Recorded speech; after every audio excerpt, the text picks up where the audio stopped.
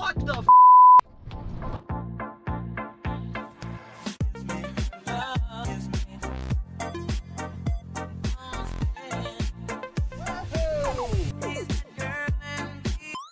What's going on, guys? It's your boy Big Al. You're probably saying, what the heck is going on here, Big Al? What is this? This isn't a junkyard or a sea of old front-wheel drive cars. What are we looking at here? What are you, Bear Grylls now? This is why I've been so busy and why I haven't made any videos in a few months now, at least. I want to give you guys a quick rundown of what I've been up to and all the big changes. Good change, good stuff. It's just been time consuming. But we're here in my avocado grove. This is now Big Al's farm and automotive. Does need some work. I'm sure some of you guys in agriculture are running to the comments. You gotta trim your trees and clean your rows. I've already done a lot, believe me. When I bought this property, you couldn't even see through these. There wasn't even any rows anymore. The branches, you can see all the branches I've cut. They were grown all the way over. So I cleaned it up enough to get my mower and my vehicles through here. But I've got to trim the tops down to make picking easier. But you can see it's old growth. Most of these trees are over 30 years old. Lots of avocados.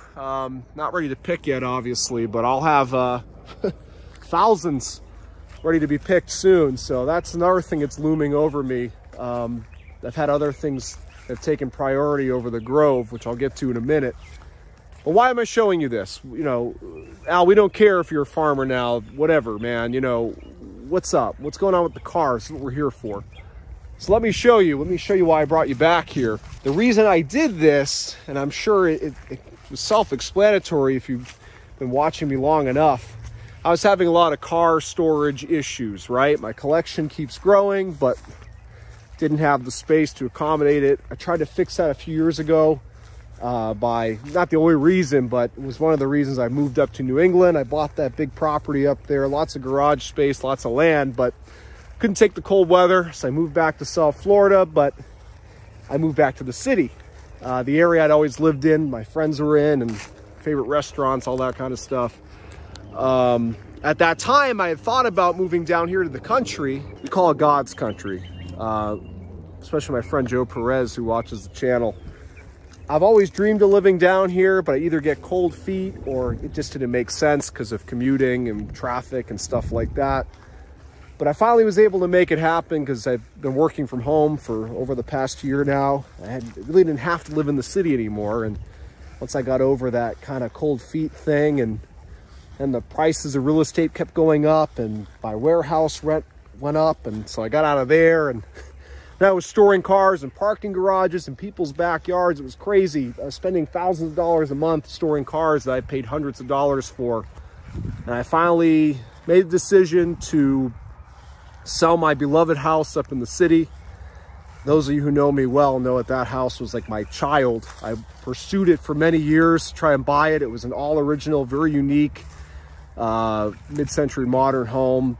You know, completely original, but very neglected. I was able to restore it, not remodel. Put blood, sweat, and tears of that project, but ended up putting way too much money into it. And if the market hadn't kept going up, up, up like it did, I would have been upside down on that house. I plan on living there forever, but again, as I've been getting at, the car storage was just, I was spending so much money and wasting a lot of time constantly driving around, trying to deal with the cars, you know, we're checking on them at the different storage locations. And I was losing motivation to even work on the cars because I didn't even have, when I got rid of my shop last summer, because they jacked the rent up, I didn't really have a good place to work on them anymore. It was, you know, call it a first world problem, but I don't really like laying out my driveway at night, getting nipped at by mosquitoes and, you know, getting rained on and I can't see. I'm holding a flashlight in my mouth, looking for my tools, you know, laying on the ground with the jack stands, the car this much above my face. I like to work with a lift in a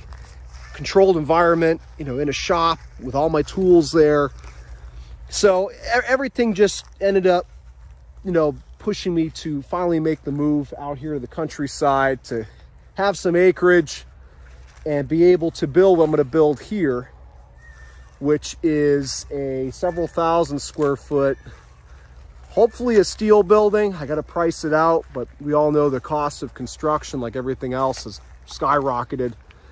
But if I have to, I'll build a pole barn like that one over there. That's my nearest neighbor, and the house is way over there. That's what I needed. I wanted real privacy. I had 20 other houses within 20 feet of me at the last property. I couldn't take it anymore. But I'm gonna build something here, several thousand square feet, to store all my cars in, or most of my cars. I'll still have some outside. I got an area way back there that's open with no trees, and I'm gonna put down some gravel to put the rougher cars, the projects and stuff that I don't need to have under a roof. But I'm gonna put a building here. I've got a well out here and everything for water. And that will be where I work on the cars, store the nicer cars. I'll have my lift, probably a couple. And that's really gonna allow me to make much better content for you guys, and much more content, because I'm gonna be motivated again to work on the cars when I have that kind of environment to do so. Speaking of the cars, you're probably thinking, well, Al, where are they? And you're probably also getting blinded by the sun. I just realized that now. So let me take you and show you, and don't get mad at me. I've got them temporarily parked all over my yard, close to the house, because I'm trying to keep as many as I can off the grass for the car's sake and for the grass sake. Here they are, most of them. There are only 7 cars that are not here. 6 of them are up in New England in a barn I've been renting up there since I moved back to Florida. You may remember the videos I've done on that barn. I checked on it several months ago. I hadn't been in there for a few years. Those cars are fortunately getting evicted from that space. The guy I was renting it from wants it back. And of course, he couldn't pick the worst time to do that, because I'm not really ready to bring them down here to Florida. Transport costs are way too high, and I don't have the time to take them down here myself. So I'm gonna be flying up soon, and my good friend Anthony over at Specialty Motor Cars, I'm sure most of you know who he is, who's actually storing his corporate limo in that same barn. So we're both kind of in a situation, but I have to go up there soon. And I bought a truck sight unseen on Copart that's up there waiting for me. I still haven't seen it. I've just seen pictures, of course, but it's just like my red Sierra right there. It's a 99 GMC Sierra, extended cab, short bed, just like that, except it's got a 5.3, that's a 4.8, and it's not a rot box like that thing. I got a really good deal on it. I don't want to give too much away. You'll have to wait for that video. It'll be coming out soon when I go up there and do all that. I got a really good deal on it, sight unseen, but Anthony, being the great friend that he is, in his spare time drove 4 hours each way up to the middle of nowhere, Vermont, at the location I bought it out of. Picked it up, brought it back to his shop, went through it for me, fixed what it needed fixed. And so I'm gonna take that truck, I'm gonna use that truck for 2 things. One, to move the cars from the barn to another location up there in New Hampshire. My buddy's at a gravel yard up there. He's gonna let me put them at temporarily. I'm hoping the transport costs will come down a little bit and I can get them down here, or again, I can just gradually take them down here, make a trip up in the summer and, you know, go up in my van or something and tow one back at a time. But I need to get them out of there soon. So I'm gonna move 4 of them to that gravel lot, and one of them I haven't decided which yet. I'm going to tow back with, I have another dolly in that barn too that I want to get out of there and get down here. So I'm going to, with that truck I bought and the dolly I have up there, I'm going to tow one of the cars and drive back to South Florida with that convoy. So those are the cars that are missing, and I got one at a friend's house down here that I just haven't had a chance to go pick up.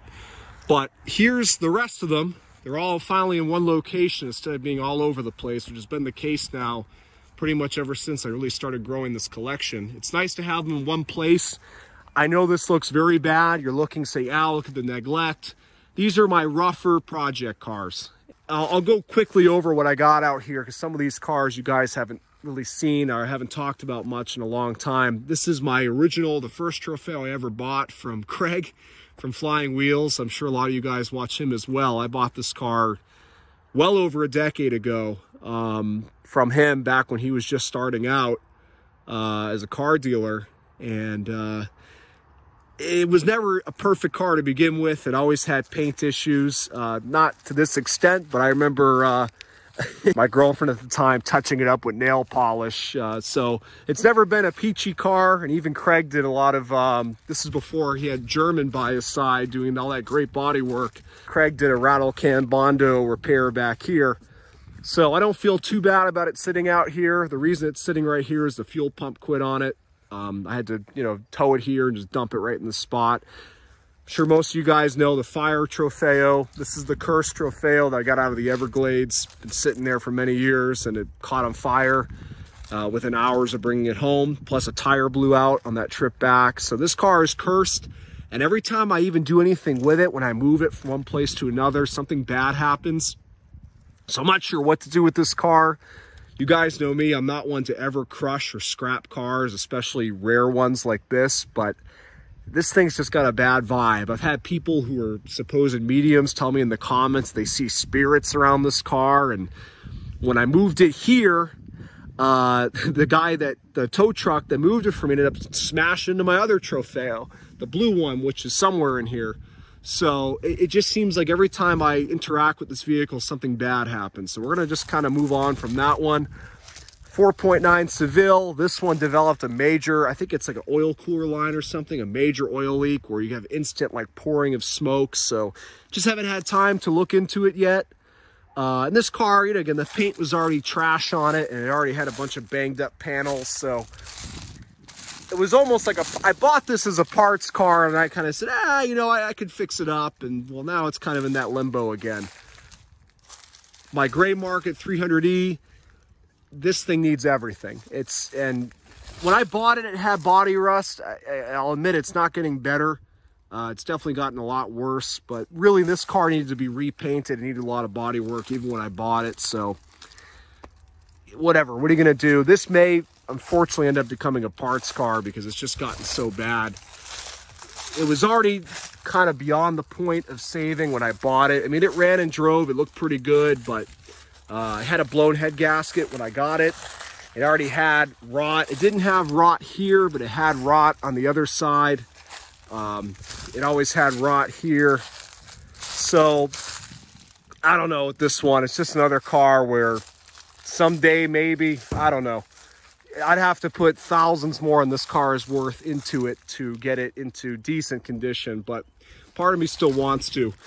Bad fuel pump in the 740, super easy fuel pump to change. It does have two, I'm not sure which one it is. I haven't had the time to really diag it, but I know it's a fuel pump.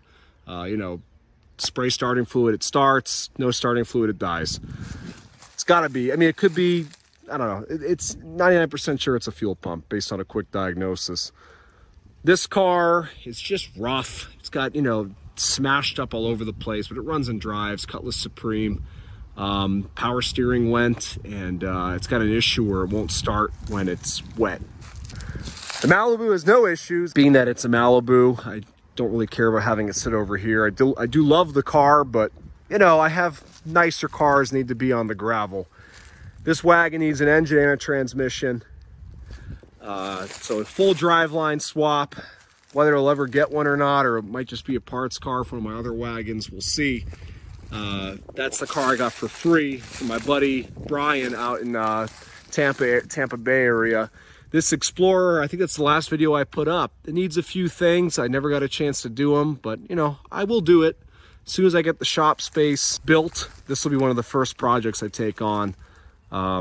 I'm really looking forward to it. And then up here by my house, you can see I really have a lot of cars jam-packed in because this area is gravel. It was already gravel before, and I want to keep them off the grass.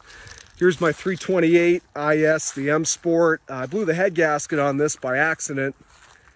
Really mad at myself about that. I jump-started it one day and left it running, forgot I left it running to charge up the battery, ran several errands, came back hours later, and it was pegged in the red. So I blew the head gasket. It overheats now pretty quickly.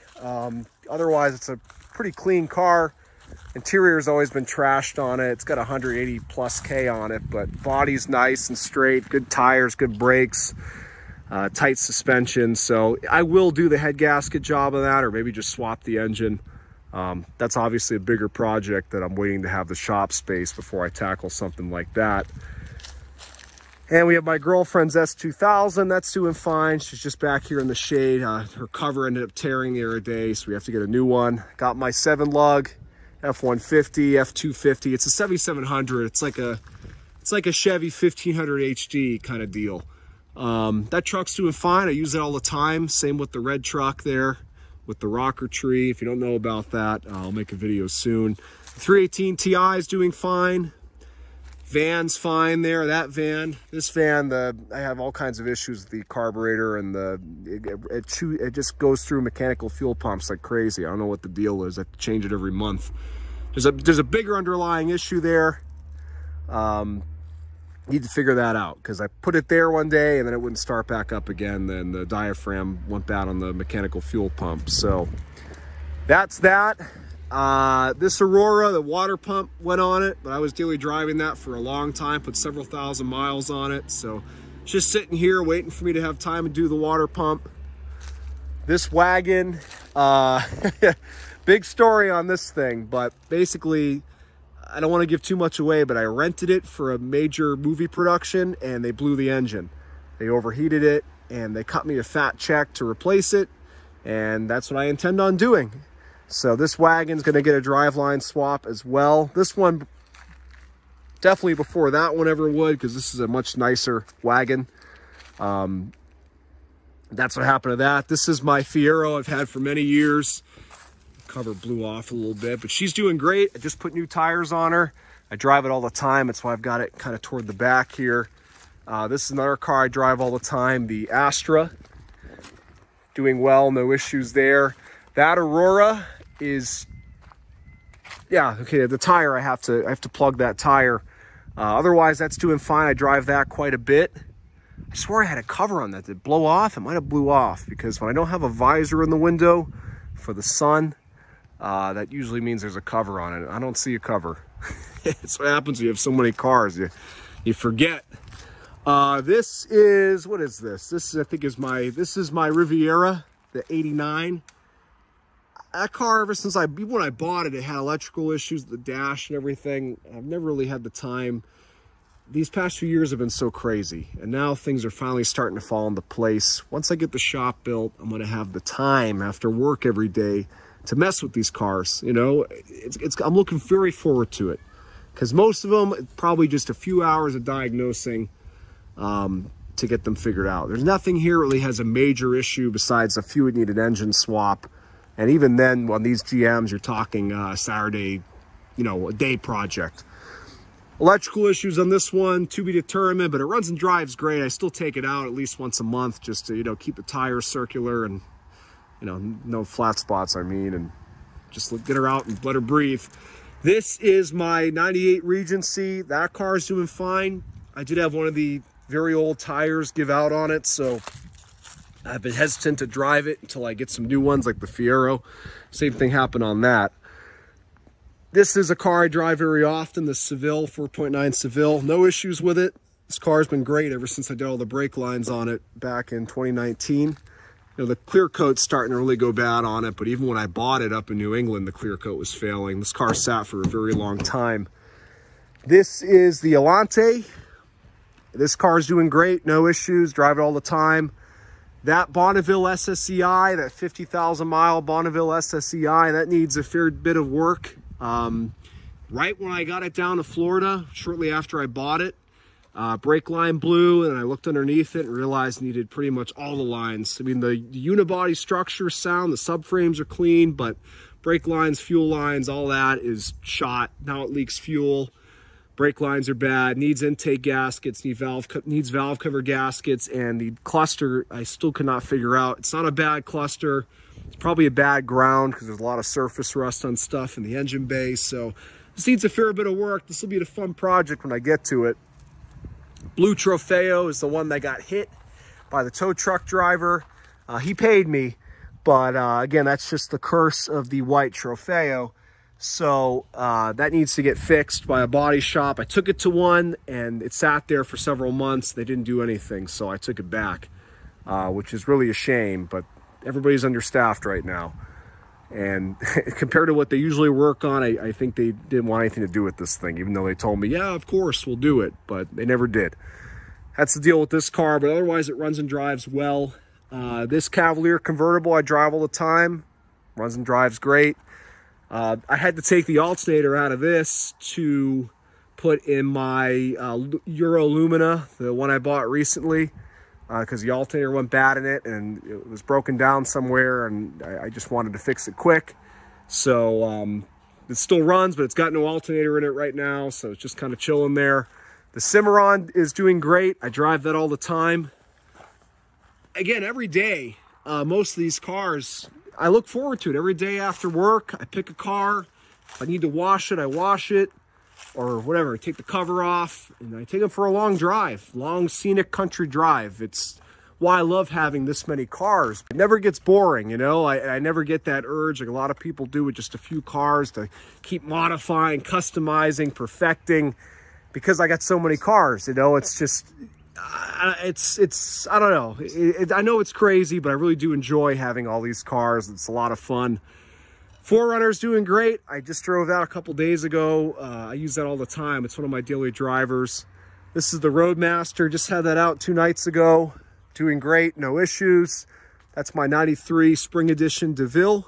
Doing great, no issues. I use that, I'd say a couple times a month at least. Take it out to dinner or whatever. This is the Euro Lumina I was just talking about.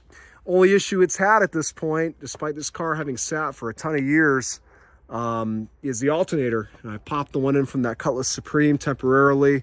I drive this a lot. That's why it's right up front here. And then this is like my real daily driver section. I've got my S600. It's for a little while now, it's had a leak with the, I'm just noticing a dent on the door. I don't know where that came from. I had it up in the city the other day. It probably is exactly where that came from. But it's got a little issue with one of the lines for the ABC, the hydraulic suspension, where I think it's like a check valve or something. If it sits for a few days, it starts to lean, but it's not leaking. So that's something I need to fix sooner than later. But otherwise, this car is doing great. I drive this quite often, almost every day when I go run an errand or whatever. And then, of course, my 2 Escalades. This is my beautiful tag-along here. Hi, Mama. Out here looking for mice. Both Escalades are doing well. This one I just changed one of the calipers on it, and now the other one's sticking. Or it could be the brake hose. I haven't had a chance to look at it yet. It only starts happening after a good bit of driving, so it hasn't become a major issue yet, but need to get on that.